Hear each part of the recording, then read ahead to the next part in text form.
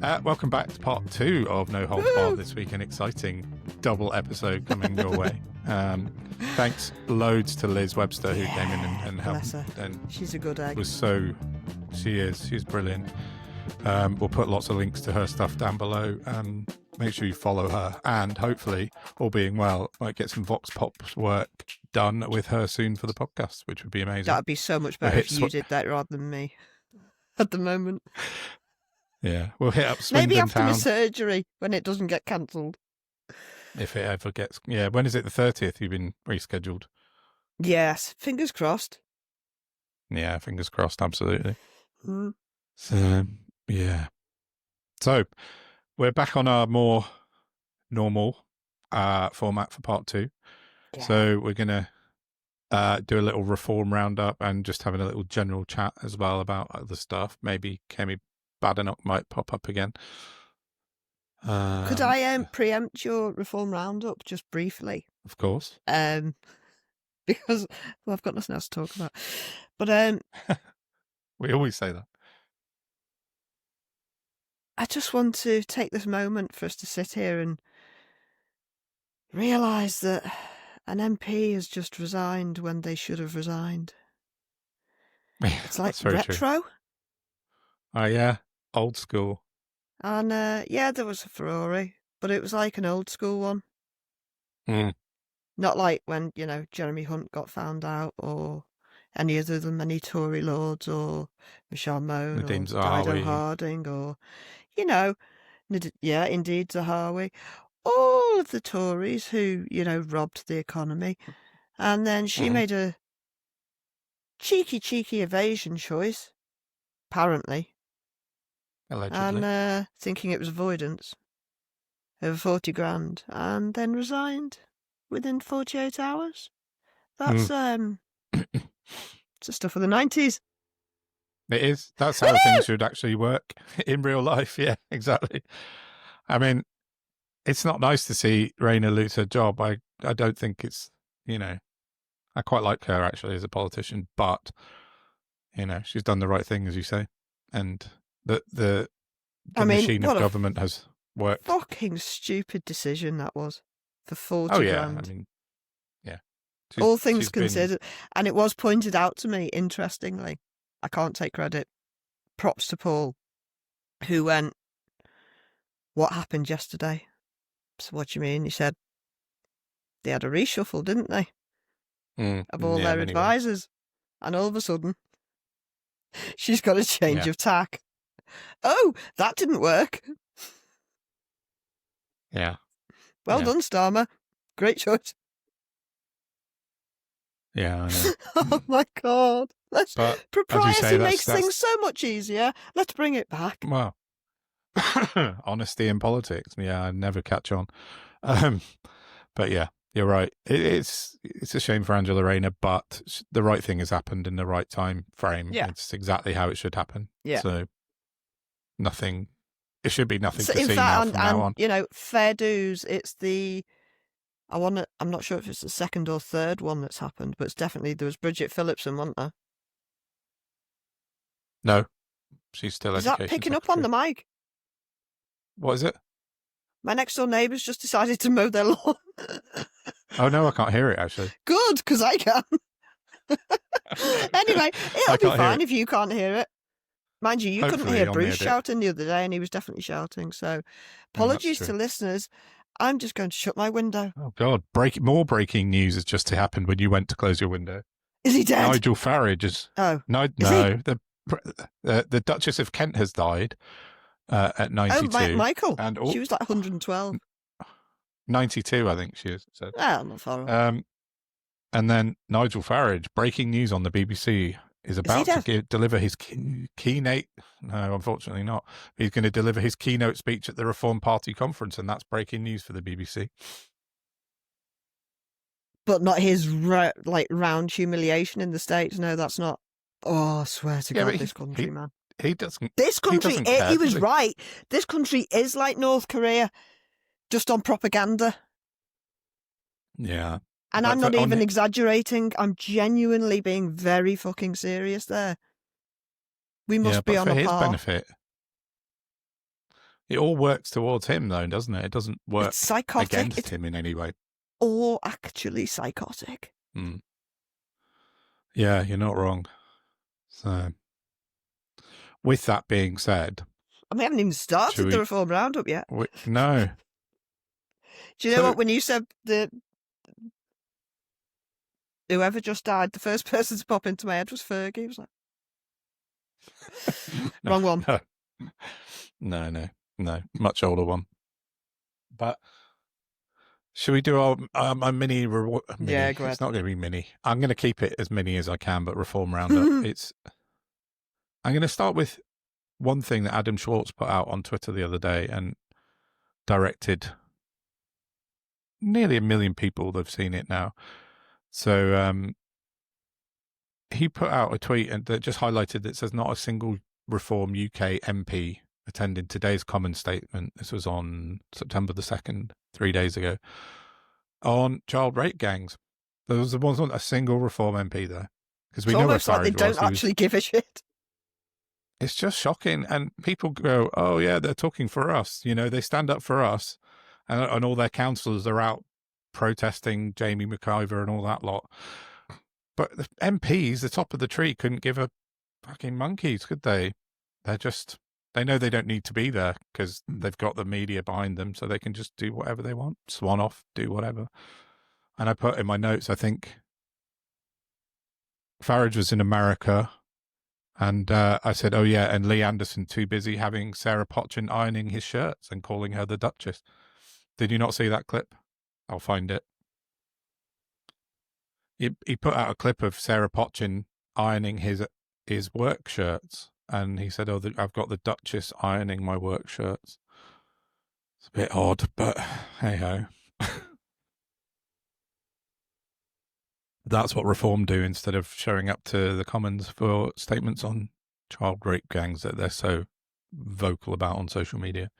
If I, who don't work for a living, don't have time to iron, and I sometimes do, but I still choose not to, how has an MP got time to do it for somebody else? Yeah. But there's two MPs in the same room, one of which is watching the other one iron his shirt. It's just that. But anyway. It's misogyny. It is a misogyny. It's very 70s. I don't iron, but when I do, I get a man to do it. Yeah, sometimes that's true. Yeah. I've had to iron all my son's shirts for school this week because he's never had to wear a shirt before. You lot are just better at it. I don't know what to tell you. Yeah, I'm not too bad at ironing, actually, to be fair. I'm all right. Oh, shirts anyway. That's just because I've done that before. But if you give me something complicated, I'll fall down. But shirts are okay. So, moving on from ironing.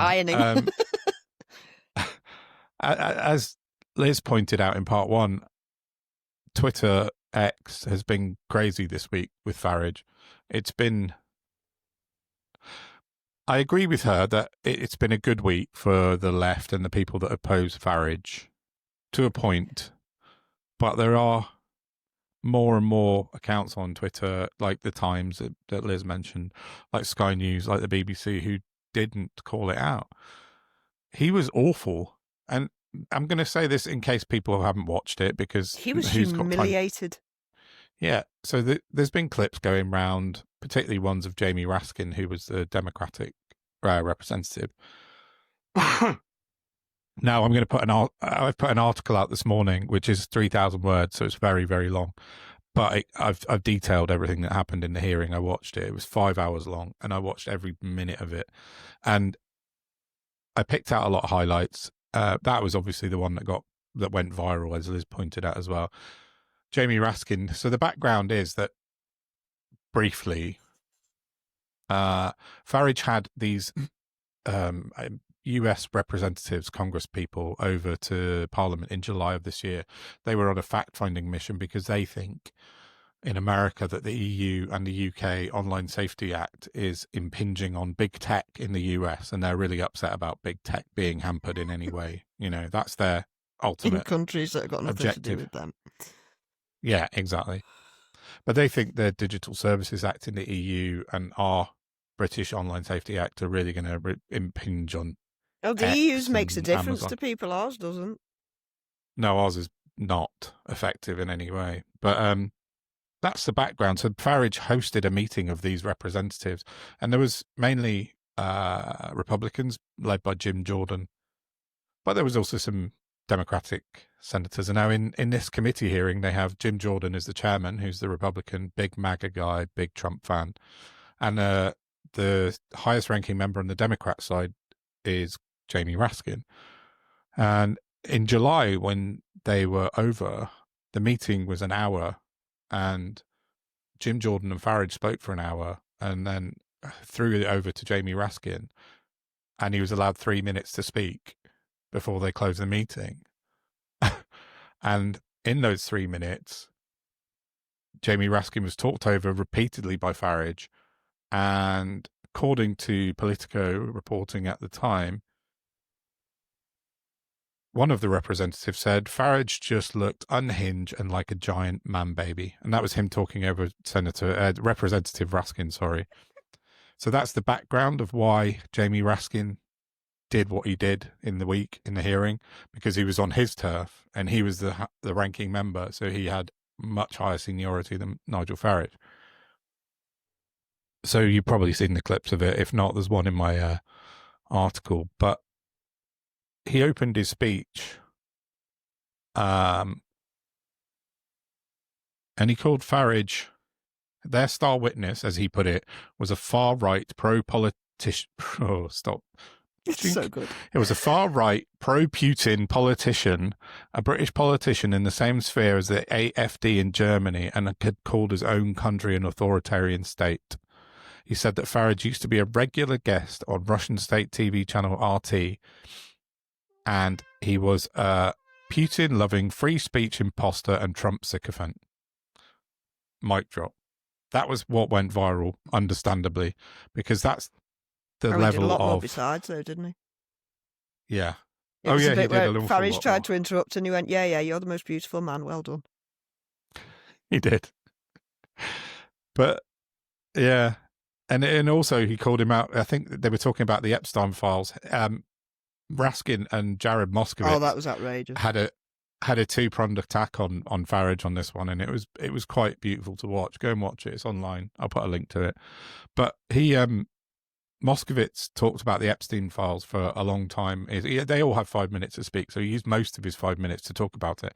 And he said, first of all, he started by asking Farage. He said, "I hear you have to leave early, Mr. Farage. Is that because you're going for lunch with the president?" And Nigel Farage said, "I can't remember."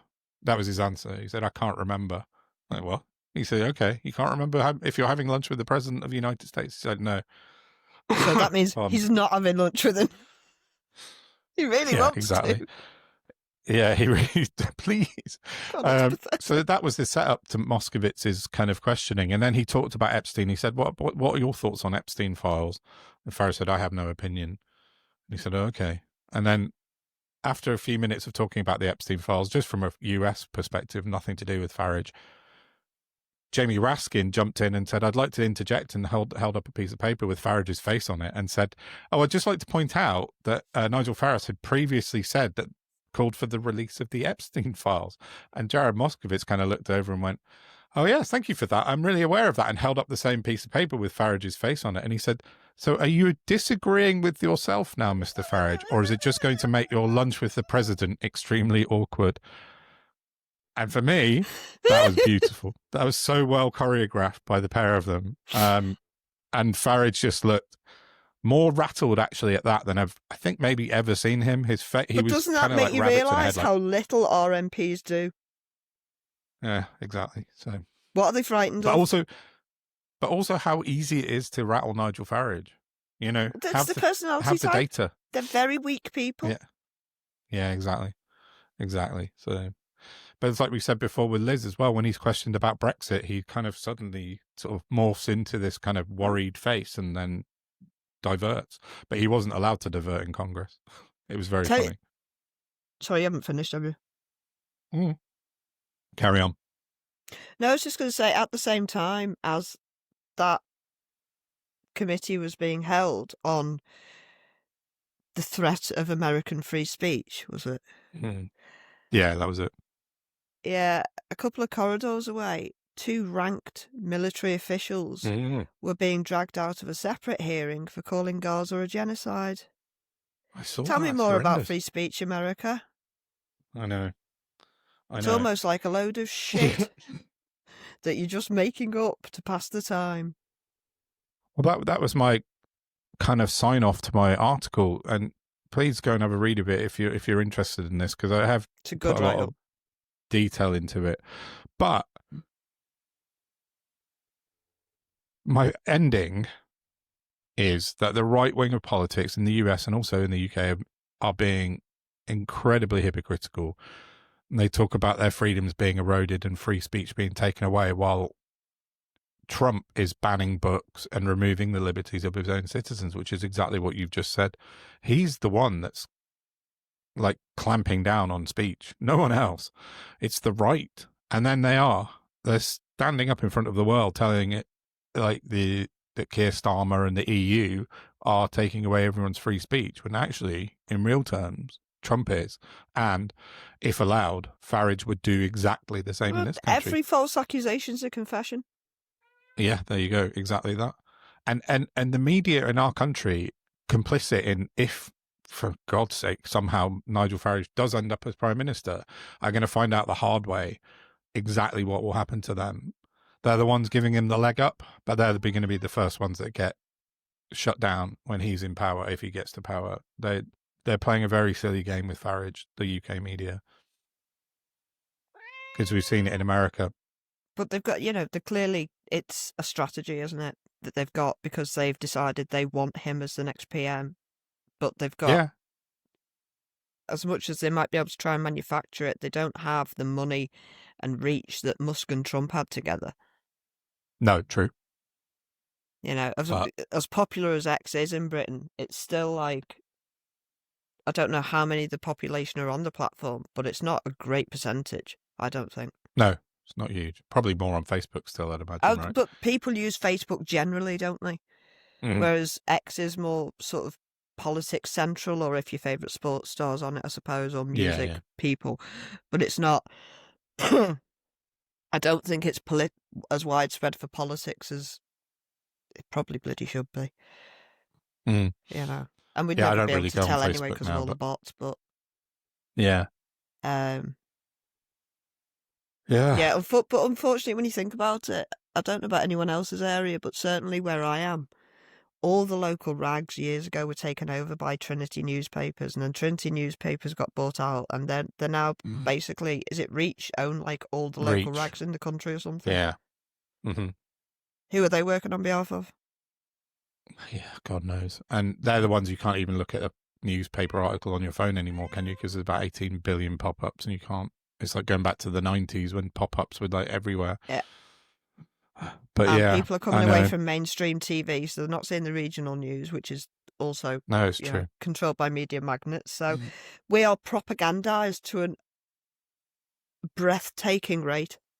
Yeah, and then Farage had the cheek to answer a question in Congress when he lied to Congress. Let's say that what he did. It wasn't.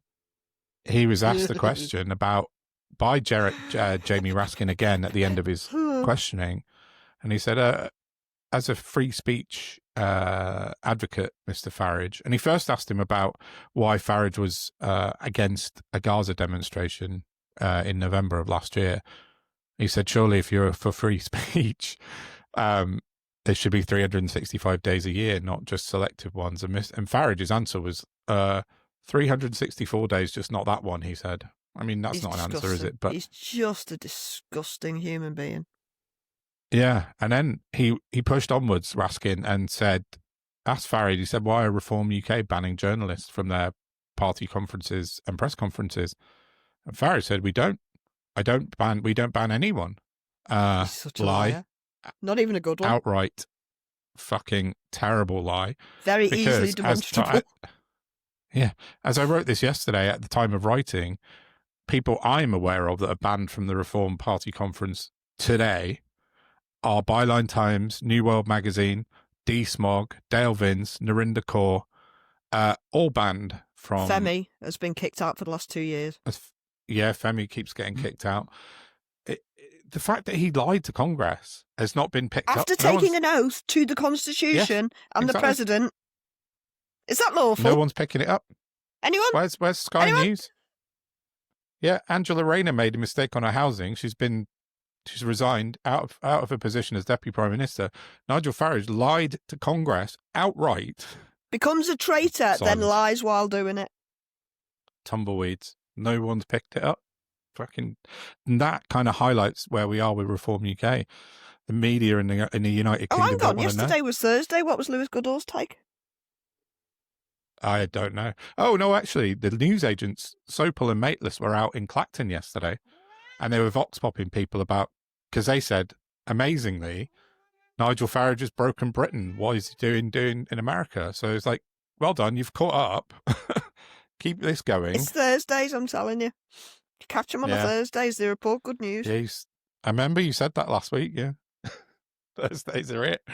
So, yeah, I don't know. I mean, please go and have a read of my article, because I'm not trying to push it for my own sake. It's just online. It's on Twitter. It's not, you don't have to pay for it. But it will save you having to watch 5.5 hours of tediousness. It will.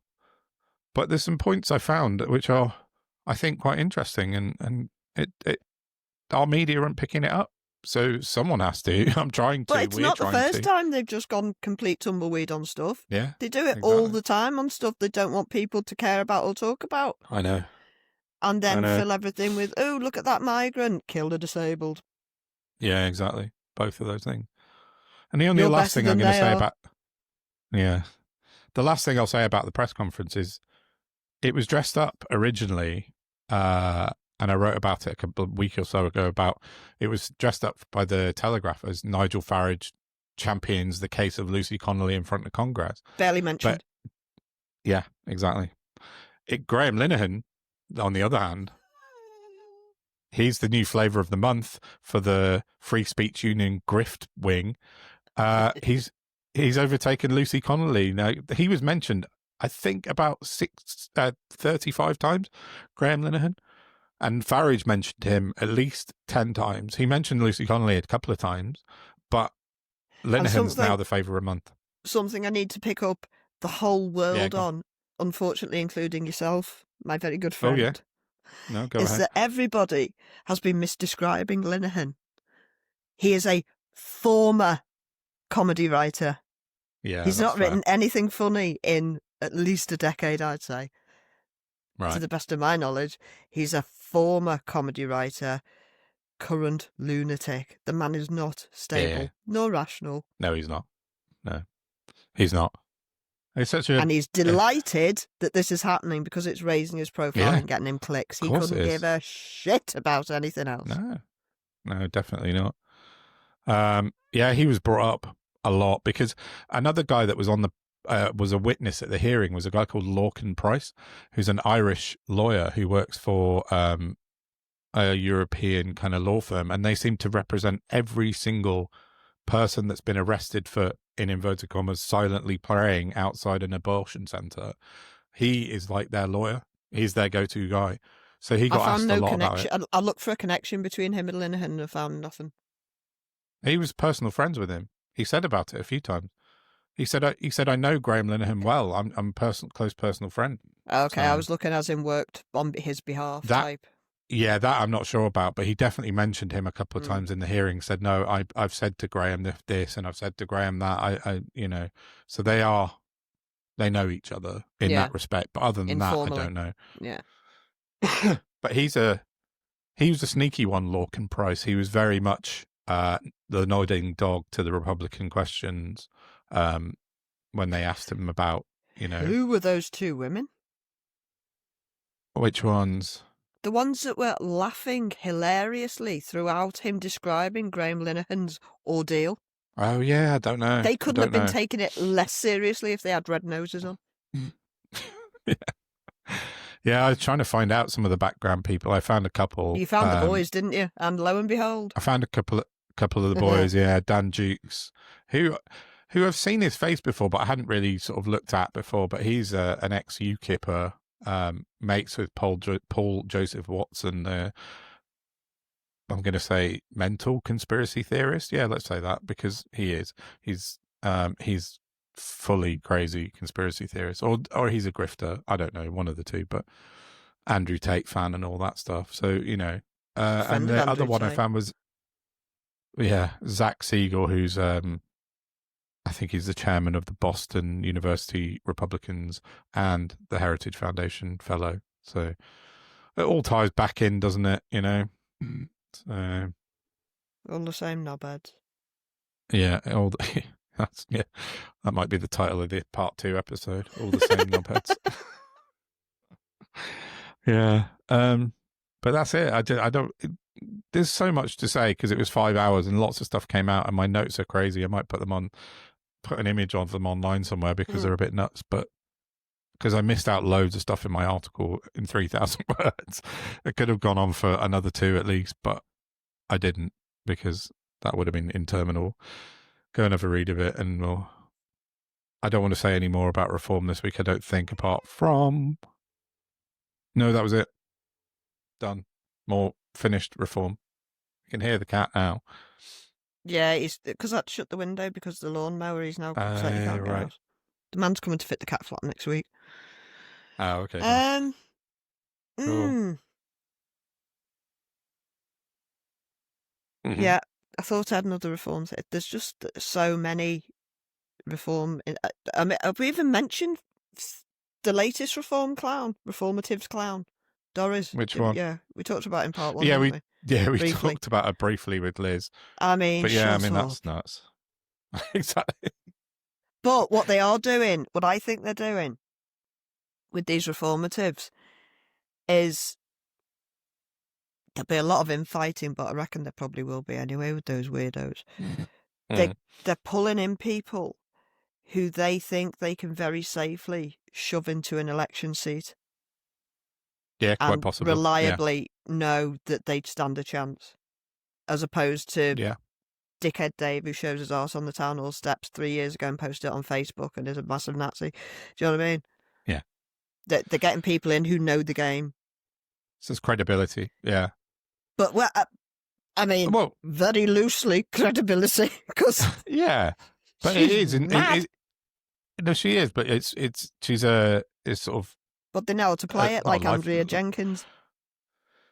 Yeah, exactly. She's been there and done that, and she's been at the coalface, as Liz said earlier, and that's a good point. I think that's probably they're going to continue parachuting people in. Just pull out Jonathan Gullis and Dominic Raab and they are the reformatives. Else. But I genuinely, I'm tempted to stand as an independent. Yeah, you were saying about this when we were chatting the other day. To go to a hustings and go, sit down. Yeah, well, we'll definitely do it, and I'll come and film it, and we'll put it on. But you've got to do it too, probably in your bloody area, Jesus. It's too sewn up in this area. It's very lefty where I live. Our MP, super lefty. Simon Ofer's our Labour MP. No, it's Labour, but it fluctuates, and it was Tory, Stroud, before last year. It was Siobhan Bailey, but it's taken a big step to the left. Bailey or Siobhan Bailey? Siobhan. I didn't know there was one. Yeah, she was a Tory MP previous to this, but now we've got this guy called Simon Ofer who's often found holding up Free Palestine's sort of banners, and he's very to the left of the Labour Party, not soft left like Liz was describing, farther left. So he's more aligned with the Corbyn Sultana lot, I would say, than Labour, but he is the Labour MP for Stroud. So. I mean, notwithstanding, you also can't have an MP who sits there and goes, "Oh, I don't know." So there's that too. Although I did say, I think I've mentioned it a couple of times, I've been trying to get in touch with our MP for several months and keep getting just boilerplate replies from his staff. So I'm a bit disheartened by that. Simon Ofer? The MP? Simon Ofer, yeah. Yeah. But, yeah. I don't know. He's very active on Facebook, apparently. But he can't reply to his constituents' letters. No, I'll have to get back on Facebook and try and get a hold of him that way. But yeah. The phrase "Oi, dickhead" sometimes works well. Always. Caps. Full caps it. That'll get his attention. Yeah. But Oh no, that's really weird. On my other screen, I've just had a picture pop up of Jonathan Gullis. Oh, freaking hell, I've just manifested him into existence. The stupid wizards in the wizardy things, isn't it? I did see a tweet from Reform Exposed UK this week about a councillor in Wigan called Lee. Something or other. I'm very sorry, viewers, listeners. I think I have tweeted it, but I then went onto Facebook and saw that Reform Wigan had been tweeting, which is this Lee person, because they're not allowed to do it under their personal names anymore. Sensible move by Reform. But it is him running the account. And I can't help myself, can I? So I went on, a screenshot what Reform UK... Oh, no, I didn't. No, I didn't. I lie. I went over, he was talking about something or other nonsense. And I just said, tell us about it. That was it. It was about HMOs. And Reform UK Exposed said that he owned 2 HMOs that he was selling whilst, wanging on about how bad HMOs are. So I just went over and I said, hi, Lee. Almost to that effect. How many HMOs you own? 2, is it? Question, just asking questions. And he came back and vociferously denied it. Did he? That's interesting. And some of his supporters said, always to that effect. And I said, I'm just asking questions. If he's got a problem with the people accusing him, he should go speak to them directly. It's not hidden. And both parties remain silent. So I'm none the bloody wiser. But it's annoying because you just want truth and accuracy, don't you? Yeah, you do. You do. I don't know. It's that might be worth one sort of keeping an eye on and pursuing at a later date to see what happens with it because I like reliable sources and that. Yeah, there's got to be some public records and stuff like that as well. Well, so Reform Exposed put in the 2 links for the houses that it's a going concern. They're selling places with places to rent. And there's no actual links to who owns it, as there never are. Why would there be? But they're leaving. If it's not true, they're leaving themselves very open. Yeah, I would have thought on a legal basis. True. And if it is true, then my God, the man's got some brass neck. Well, I mean, I know which is more often the case, isn't it? Exactly. That's it. That's what I was going to say. I know which side of the fence I'd be on that. But the thing is, this is the other reason I wouldn't mind standing is that, we know, all you got to do with these people is scratch the surface.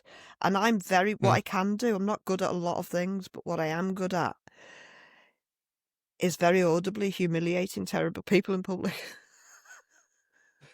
I don't care anymore. I haven't done for a long time. If somebody's a knobhead, I will highlight it roundly because and not because I'm an arsehole, because I want them to think next time they're about to do it. Oh, I don't want that feeling again. Yeah, maybe not. Yeah, that's why I'll always call out a racist or a kid or whatever who's being naughty. But I'm very good at it, and the more terrible the person is, the more divil that's I worth am. a look at then, definitely.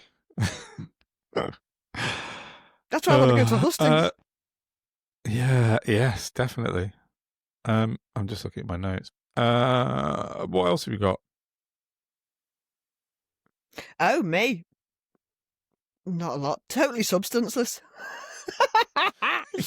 I've got a cat. Kemi, you got a cat?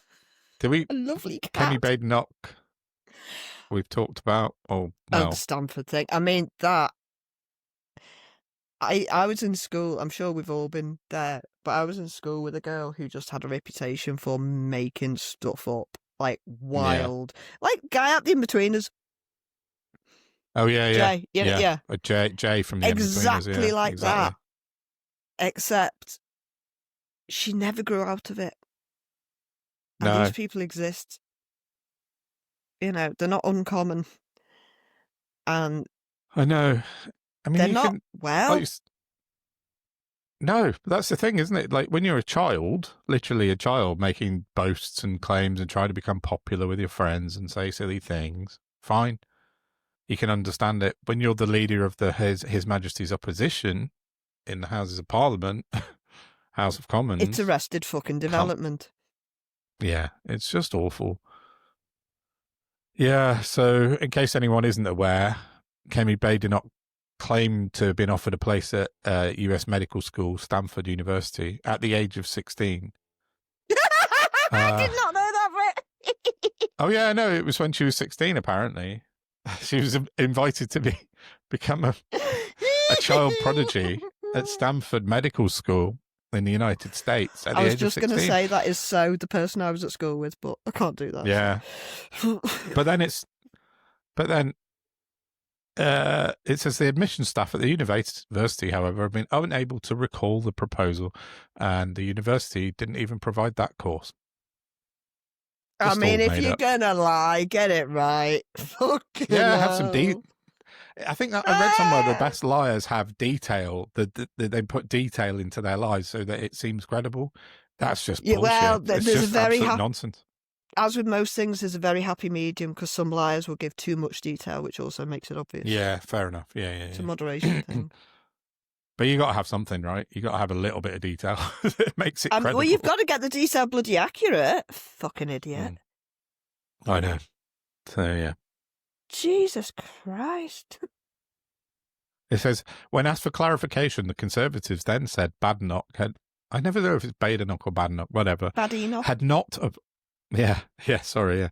When asked for clarification, the Conservatives then said that Badenoch had not applied, but had been offered the place by a number of US universities, including Stanford, on the basis of good exam results in the US standardized tests. But academics and admissions experts have cast out on this, saying it's an impossible scenario. So, fuck's sake, I just don't. Do you know what? I feel quite sick and sad when I think about people like that. That you're that insecure. You've got to live in a fantasy world. That's it, isn't it? It is. That's exactly what it is. Yeah. You understand it? Of people who live in a difficult place. She doesn't live there. She lives in a very comfortable place. She does. I think Liz said earlier she feels a bit sorry for her, and I can see why she says that, because she's been boosted into a position and told to become a different person. But she chose to be boosted into that position. She has, but she's got this hubris and this fantasy which people have obviously cottoned onto, and then she's found herself. Oh no! But the trouble is, she so enjoys that stage. She buzzes off it. Yeah. Because if you grow up in a fantasy land where you're making stuff up... You reap what you fucking sow, I'm sorry. Oh, yeah, no, I don't feel sorry for her. I'm just saying I can understand why some people might. I don't think I think she is a fantasist. She's completely unsuited for politics and any position in high office. That's my position on Kemi Badenoch. There's nobody in that place who didn't choose to be there. Oh, sorry. All right. Choking. Don't die I'm fine. Please. No, not today. No. I agree. You're right. She definitely wants to be there, but that's the fantasist, narcissistic personality disorder coming out, isn't it? So why do we not have psychological testing for these people? Yeah, it is said it a load of times. Insane to me that we do not vet psychology of people who are going to have such power. Oh, look where we've ended up. Yeah. Oh, the rest of the world are mad, are they? So we have to do it too. No, we don't. That's not how it works. Yeah. No, you're right. It's you've said it loads of times. It's absolutely. I have to keep repeating myself because we have new listeners. Sorry. No, that's true. Yeah. We have to do that all the time. We're in the repetition game, so sorry, usual listeners. You will hear this a lot. Regular. Yeah, exactly. Go spread it around, please. Yeah, I know, but yeah, I still don't think she's going to be. I heard someone say on the radio, I think it was, I can't remember who it was, one of the political commentators saying they're going to wait, the Tories, they think they'll wait until after May elections next year, hold on to her until then, and then after that, assuming they do terribly again, they'll hoof her at that point. But I'm surprised they would keep her that long. I think potentially she's got less time than that, but that's just my opinion. Especially with the rise of Farage. Yeah. But it's interesting that Liz said about James Cleverly, which is what I said to you last week. And I do think if the serious Tories want to do anything, That's where they have to pull Conservatives to that position again. They have to stop this ludicrous, generic Badenoch, Chris Philp trio of insanity that's going on. I can't think of anyone except for Dominic Grieve who would make me take the Tories seriously again. Yeah, I mean, there's Varsi, Excuse but me. she's. I think she's moved away a bit. I've not heard anything from her for ages. No, She had her own internal wranglings with them, didn't she? I'm amazed she's still a Tory, to be honest. What was the upshot of that? Do you remember? I can't remember. I have to look it up, but I might look into that for next week. Islamophobic things, wasn't it? Yeah, but she'd been like rolled over. She had with witnesses and things. It was odd. I vaguely remember her talking about it I think on the last leg I watched her talking about that, but it was a while ago, so I can't remember. So much. You what? Sorry, you hate it? It's so the last leg is the most disingenuous show you've ever seen on telly. It purely plays to the culture war. Oh, how long has it been running? And exactly what the fuck have they done for disabled people? Fuck all. How many MPs have they spoken to about the problems disabled people have? Fucking none of them in any serious capacity. They are grifting jokers who can fuck off using disabled people to make money in a career. Piss off. Yeah. I don't know. I don't watch it anymore, but they're almost like worse than the people who do nothing at all because they're pretending. Well, and if I ever saw them in the street, I would have this conversation then. And that's why I don't do Vox Pops yet. You'd be punching too many people out. I'll be honest, I've only got one punch in me, so I don't, once every 10 years occasionally if I'm driven to it, but not lately. No, just, I'm not very good with the old poker face at the moment. Fair enough. What were you talking about? Oh no, I'm just looking at my notes, but I think I've done everything on my notes. Oh no, one more thing I wanted to mention. What have you got? And I've got one more thing that I wanted to talk about. I'm done. Okay, cool. Because and it's sort of reform linked, sort of Labour linked. Did you see that Labour? You might not have done because I don't think it got much traction. No, 64,000 views. I know it's on Politics UK. That's quite low for them. Labour had put out a website called reformmanifesto.co.uk, which is interesting. They've taken a leaf out of Kemi Badenoch's book of rachelsthieves.com and all that. You can't have an original idea now, come on. Well, when you go to the website, it opens up a PDF, it asks you to click on their link, and it says, I've lost it now, for fuck's sake. Bear with me. I hate when I say that because I sound like Boris Johnson at that press conference. Bear with me. No, you don't. Remember I always think it's Miranda. Bear with. Oh, Miranda, yeah. Bear with. Bear with. So you go to this reformmanifesto.co.uk and it says, reforms don't know manifesto, all complaints, no answers. Click on the link to download reforms manifesto, and it takes you to a PDF, and it's called noidea.co.uk.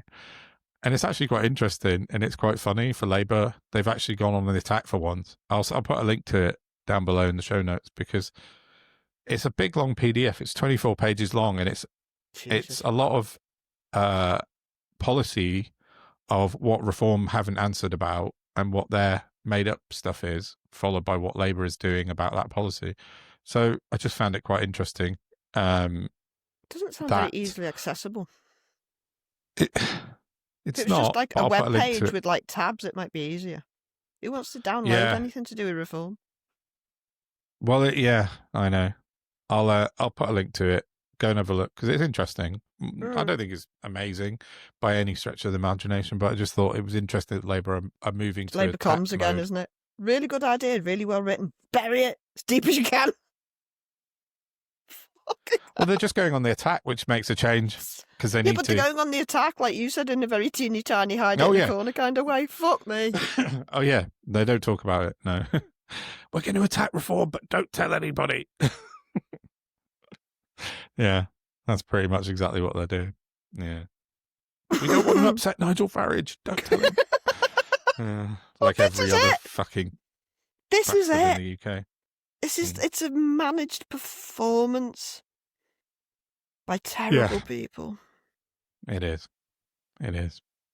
So with that, I don't have anything else for today, and I've just looked at the clock, and it's 2 hours and 27 minutes. That's definitely a two-parter. Definitely a two-parter for sure. So this will be the end of part 2, and at some point we're going to have to go to bi-weekly recordings, aren't we? Yeah, I know we are. We definitely are. It has been pointed out to us by a number of people that we should be doing less than an hour, but more than once. That will happen, I think, sooner rather than later, won't it? So yeah. And also now that now that you know how to edit using the software. Well, I knew how to edit. Yeah, I had a couple of hiccups this week, which is why I've not cracked on with it more than I have, but I will. It's fine. Practice. You went in and did loads of them, and I'm like, oh. I know. I just got up really early on Sunday morning and just ploughed through a load of clips. But yeah, it's yeah, I don't know. We'll get there. But if we're going to go twice a week, then yeah, that'd be definitely be good. We can both crack on with it. So cool. I need to have a practice. Right. Yeah. That's it. I haven't got anything else unless you have. No, I'm all clear for the moment. Cool. Well, I'm going to go and news happens embark in a minute. on. Yeah, something's going to happen. Farage is speaking, isn't he? So there's going to be a massive media blitz of Nigel Farage said absolutely nothing. I'll be looking forward to some of the journalist questions about his lies. Yeah. I think Alistair Campbell's in there. He put a picture out earlier of he's not happy. all the sponsorship of in around the arena with direct bullying and stuff like that, and Farage's grinning face on it. Yeah. Getting into what? Yeah, on that bombshell. I've got to stop sitting on the fence, haven't I? I know, yeah, just say what you think. Right, cool. I'm going to say goodbye then. Yeah. Okay. Have a great weekend. Please like, share, subscribe, if indeed you are still here. Thank you very much. Yeah, if you've got to this point, well done. And yes, please share, subscribe. Thanks very much. Bye-bye from me. Bye.